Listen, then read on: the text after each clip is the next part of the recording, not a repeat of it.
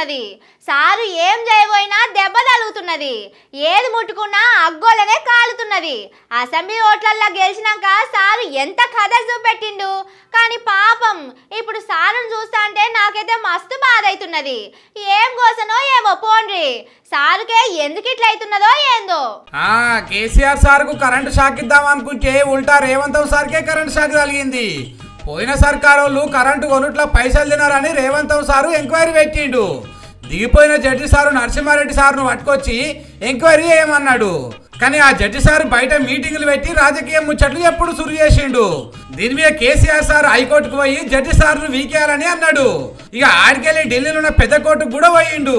ఆ కోర్టులో ఉన్న పెద్ద జడ్జి సారు దీని మీద మస్తు కోపం చేసిండు.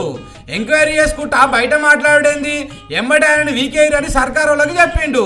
ఇక ఈ ముచ్చట టీవీలలో చూడంగానే నరసింహారెడ్డి సారు రాజీనామా పెట్టిపోయిండట.